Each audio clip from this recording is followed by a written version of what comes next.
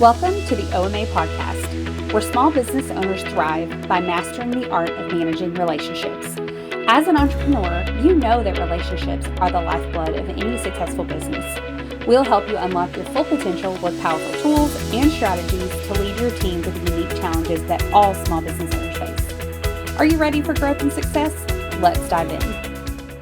I want to welcome everybody to our OMA podcast. I am Shannon McMurtry. I'm here with Maria Landers and Missy Brewer. The best of the best is how I would describe those two ladies. And have a very good podcast set up for you, the audience, today. We're going to be talking about something that is extremely important, uh, severely underutilized, and really not well understood, and that's called employee review. If you do a survey around among self-employed people or managers, you're going to hear that everybody knows what an employee review is, and everybody does it well. And the absolute truth is that is not true. So Right. we are going to get who I consider to be the expert at employee review, Missy Brewer, to bring her knowledge to bear today. So, Missy, how are you doing?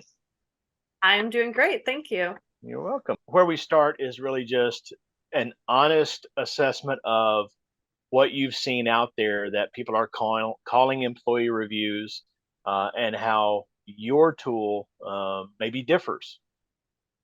Sure. Yeah. So sometimes people think that a review tool is a little bit less professional. So they will just do flyby conversations with their staff and they'll say, Mhm. well, I give them reviews. I tell them what I think about them. So what I mean by that is that they don't have any structure to it. So the associate doesn't know what to expect. And a lot of times that can depend on the mood of the manager or the owner or just the person delivering the review. So if there's no structure, if there's no lined out plan of what we need to go through with the associates, then we tend to just kind of pick and choose what's bothering us that day. And that Right. can be a huge, huge issue. Mhm. Maria, I know that you have managed employees in your co-owned business, and I know that you did employee reviews before you were introduced to this tool, and you've done employee reviews after being introduced to the tool. Can you give some real world feedback of what it was like before and after? Yeah, absolutely. I think the biggest change was that it is so much easier now. Mhm. I have a guideline. I have something to aim at. Whereas before, I was trying to Google and figure out like what should I talk about, and especially within my particular business, every business is so different. I was getting a lot of really generic things, and what ended up happening is I would either not do it at all because it was easier to just do the flyby thing and tell them they're doing great today, and then on days when maybe something wasn't great, pull them to the side and figure it out, right? Which isn't a terrible skill to have, as far as, communicating with your employees, but that's not the goal here when we're talking about performance reviews. And so the alternate for me was they were too long, too robust, too Mhm. specific. They Mhm. they bombarded the employee to the point where they did not feel like they really understood the goal. And now I can have a more complete conversation with them about what it is we're trying to accomplish, where their role stands with that goal as a business, and how they're attributing to that, or maybe not attributing to those goals. And I think everybody walks away having better understanding now of like what we're trying to do, and they can leave feeling empowered. Missy, I want to come back to you in just a minute and follow up with what you're hearing from Maria as far as her own journey with this. But Maria, before we do that, have you noticed a difference in how the employees are receiving their assessments or their reviews? Do you find a different level of engagement? Like, what's your perception of how it's received and implemented on the employee side, not just your ability to give it? Yeah, yeah. I think they receive it better. Mm, I think before it was overwhelming because it was so like it was really long. Like I had a really, really long performance review. It was like 10 pages. mm, Mostly because there was lots of space for me to write in my thoughts, and again it became too subjective versus now I think that they're receiving the review um in a way that shows them we're being objective to their goals, like to their job tasks. So if I say, hey, here's the metric, and you either met the metric or you did not meet the metric, it's not about how I feel about it. It's about them meeting the metric. And we can talk about that metric from, again, a place of not having emotions wrapped up in it, and if they get emotional, sometimes that happens, but I think overall they feel like I'm their ally now versus me just being critical of them when they maybe, didn't do something well. And so I think it's received better. And again, it's shorter. It's more concise to exactly, again, the big hitters in their jobs. Missy, you just heard Maria talk about her journey with this and give you some, or give the audience some tangible ways and how it's improved, and how she feels like the employee is now relating with the tool and using it successfully. Is this common in your experience? Is Maria's results radically different than from other people that you've introduced this tool to who use it successfully? No, it's almost exactly the same, right?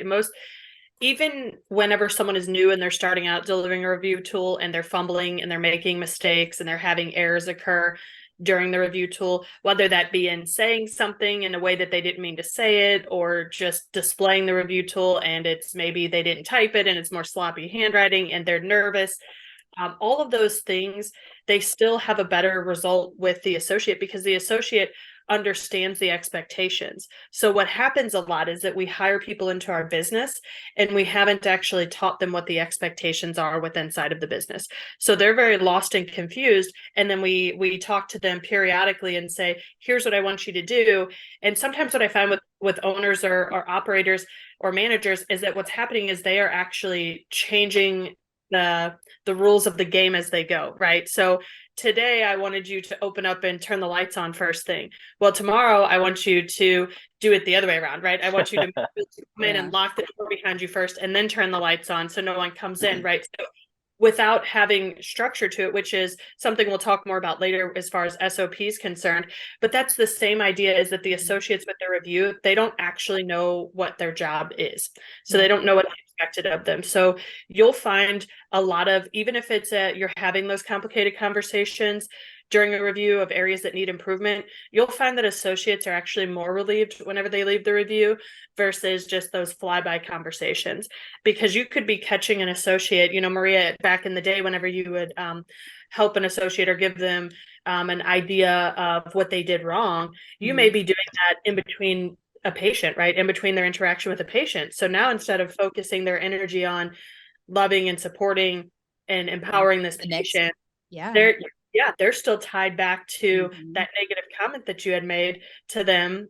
So whenever we have that structure of that review, we really have the appropriate time to have conversations as well. So they can feel those emotions that you were speaking of, they can feel those at that moment in that review, that time that's set aside just for them, not for them and their coworker, just for them to sit down and to feel those emotions. I welcome emotions. I think that it's great. Emotions to me from an associate in a review show that they love what they're doing and that they care about the work that they do, right? Because you're not going to get emotional if they don't care about the work that they do. Well, and to piggyback on that, I feel like if I allow them to have that emotion right then, because we have set aside a time, they don't feel rushed because yes, the next task that needs to happen isn't about to hit them in the face. They've got a moment. I think that allows them to process through that in a positive way versus if, like, I would find they would process that negativity or that maybe that negative feedback, because, hey, you did something and that's not the way, we would need that done. Even if I gave it in a very polite, conscientious way, because they weren't in a setting to process it fully, it would almost always turn into anger and resentment and bitterness towards me or towards the job itself. Versus I think now in the, you were asking like, what's different about it? I think now they can sit there and they can say, well, I get what you're saying, and they can ask me questions and they can disagree with me, and that's fine. They can say, well, this is what I thought. And, but, remember you said when you trained me about blah, blah, blah, and they can vet that out and we can come to an agreement, or we can come to an understanding of each other. And I can say, oh my gosh, you know what? You're right. I did say it that way, and I can see how you interpreted it that way. So let's talk about why this is really how this should be. And I can give them freedom to not feel like I've just beat them up. And I think it also goes on the other side of it, Maria. It goes on the side of even whenever we're giving accolades, right? True. If the only accolades that are ever given are the flybys, like, hey, good job with Miss Jones, or hey, good job with that sale, right? Yeah. It just doesn't feel as much like you care, right? It Yeah. feels almost Yeah. like you're just saying it because you have to say it. But whenever we take that time to sit down and we write out areas of improvement, but we also write out the areas where they've excelled, that's what they see. That's what they'll start to focus on, is all of the positives that they're doing. And I believe that most people want to do well. I don't believe people come out and say, hey, I want to do a terrible bang up job today. Like, I'm going to do that today. So I think that whenever we can show the associates that they have done so many things well over that last, 3 or 6 month period, that they are really, it lights them up to say, hey, do you know, I really want to see that paper. It's kind of like grades in school, right? Like, a lot of us strive for, like, maybe not straight A's, but kind of that AB average, right? Right. Yeah. But to see those nice comments. My son is 10, and whenever he gets those nice comments from his teacher, he's like, see, I told you I'm the helper in the class, and I told you. I love it. Right? Super excited. So whenever that's written down, then what does he want to do? He wants to put that on the refrigerator. Yeah. And he wants to highlight those areas that he did well. And I don't believe as adults that that's something we lose. Missy, you talked about how when they start this employee review tool, they're going to make mistakes and flub and that kind of stuff. And I know that we have a webinar coming up on teaching this and really going into great depth with it, which we can't do on the podcast, just no time available for it. But how long did it take you, Missy, to get really competent with this and then get it to a point of mastery? Like, how many reviews did you have to do in those stages of growth? I would say at least a couple hundred. And that is because you're really going to be realizing the way that you're saying things, your body language. You're going to receive the body language from the associate. You're going to see what body language or what words they're giving you to know if you need to pause for a second. So for me, it was learning when I'm overwhelming the associate with positive or negative news, right? So sometimes even the accolades, if you're just throwing accolades at someone so quickly, that also becomes overwhelming, because then they're like, oh, wow, like, I'm great. I could do nothing wrong. So then when you talk to them about their areas of improvement that they need, they also don't hear that. So for me, it was a lot of timing, and it was a lot of learning body language. And one of the things that I want to point out is I had really good retention in what I was doing. So what that means is that my staff stuck around.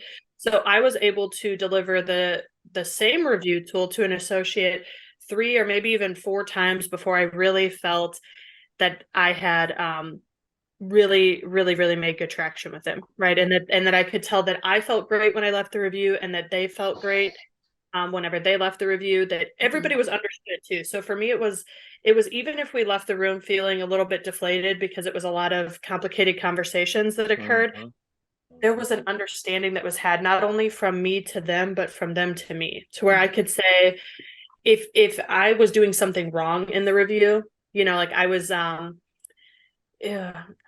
could realize how I didn't teach or train or coach them appropriately to build them up. So I had to take that moment to sit back and be like, oh, wow, like, this is a poor review for you, but it's also a poor review for me because I didn't do my part. So that was a lot of growth as a manager as well.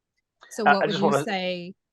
I have to ask her this follow-up question. Please, to that. Please. So what would you say to somebody who, because obviously we hope that there's a lot of small business owners that really dive into our content. That's who we're gearing this content towards. So for somebody who may not even have the opportunity to do a couple hundred reviews as you did, what encouragement can you give them, to either flub gracefully, or maybe have a conversation with their staff before they, to say, hey, look, I'm new at this. And so what would you say to that person who just doesn't have that background, maybe doesn't even have the opportunity to have that background, but they still need to do employee reviews? So we're going to lay out a structure through OMA that's really going to give us step-by-step guidance as to how to do that, Maria, a little bit later down the road. Yep. But it's just doing it. Just do it. It's the same as riding a bicycle, right? You didn't jump on the bicycle the first time and ride 10 miles, right? You rode 2 feet or 5 feet if you were great, so you will get there. This isn't a race. It's Right. just show up and do the best that you can every time. That's the encouragement that I would give, is that and learn from your errors, right? So even if you're a small business owner and you have one other person that you're delivering that review to, learn from that last review that you delivered. When you left the room, how did you feel? Did you feel deflated? Did you feel empowered? How did that associate respond, right? Did they sink down and be like, oh, or not, so that then Yeah. you can take time to sit down and evaluate, how did that actually go? Yeah. I love that. Thanks. I know that we're running thin on time here, so but we've just really scratched the surface of this. Maria, in a moment, I'd like for you to give out a way for our audience to contact us or engage with us, an email, that kind of thing. Um, but Missy, as somebody is learning this and trying to implement it and just do it, follow your advice here, would it be wise for the owner or the manager who's doing this for the first time just admit to the associate, to the employee, hey, this is my first time with this tool. I'm learning this. I may make some mistakes. It may not be, very smooth, but this is something that's going to help me in my position and help you in your position. Would that be wise would that be good advice for people who are introducing this into their daily? Absolutely. Absolutely. So, Now we will set, at a later time, we'll set some parameters as to how we want that to look. Because we don't want the associate to go in full of doubt for us, right? We don't want them to go in and say, oh, they have no idea how this is going, so never mind what they said, right? Like, it's going to change in 6 months once they learn more. So we'll lay out, more of a foundation to help guide you as to how to have that conversation, to say, hey, I am new at this, and we're going to experience this for the first time together, which is great. We get to do this for the first time together, but I know this tool, I understand how to use it, and I trust how to use it. I just don't know that everything's going to be written the exact way that I mean for right, it to, so right. some of that, right? But for them to trust the tool before they utilize the tool, and then to just follow through. So we have some more podcasts coming up. You mentioned SOP. You threw out that acronym earlier on this Yes. one, and you didn't go unpack it. Good news, audience. We're going to be talking about SOP in a future podcast, and then also talk about something called quiet quitting, which I didn't know was a thing until Missy, you guys had introduced that to me. So we have some more podcasts coming up that dive into some of the content you've heard today, but also bringing new content to you as well. Maria, how would somebody contact us if they want to ask questions or request a particular topic or just engage with us?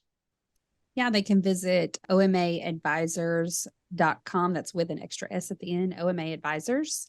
Or you can email us at omaadvisors@gmail.com. Beautiful, beautiful. Hey, and if you're going to do that, audience, we're going to have an after hours type of podcast that is available for people who are part of our service. But I don't know if we're fully committed to that title. So, what would be your vote on the after hours or the extra content that we provide? Should that be called clock out, overtime, or after hours? Your vote might decide the Yeah, title I of love that it. extra service. So, Missy, Maria, thank you for joining. I Thank appreciate you. all that you brought to the table. Is there anything else you think we should add before we sign off? No, I No. think I think we've opened Pandora's box enough at this point. Well, OMA exists to serve you, the business owner, the manager who is tasked with managing that business and leading that business. We are here to help you manage those relationships and really get the best out of yourself and of other people. Well, before we sign off, I think we owe our audience at least letting them know when that webinar is going to drop for the employee review tool. When is that happening? August the 4th, and they can get information about that on our website. Fantastic. Got room for them to participate if they want to, right? Yeah, absolutely. We'll be, like we said before, diving into the the review tool, the nuts and bolts of that. And then there'll be plenty of time at the end for them to ask questions if there's something specific that they struggle with or are curious about. We want to make sure that we have time to meet those particular needs. All right, great. Missy, Maria, anything else from you guys today? Nope. Looking forward to the webinar. All right. Audience, thank you for joining us. We exist to help you manage your relationships and get the most out of those. And we just appreciate the relationship you have started and engaged with us. God bless. Thank you for joining us on this episode of the OMA podcast. We hope you've gained valuable insights and inspiration to excel in your business relationships. If you enjoyed today's episode, don't forget to subscribe and leave a review. Your feedback means the world to us and helps us reach more entrepreneurs like yourself. For additional resources and to stay connected with our thriving community, visit our website at www.omaadvisors.com. Until next time, keep building those meaningful connections, and remember, your success starts with the nurturing of the right relationships. Take care, and let's make great things happen together.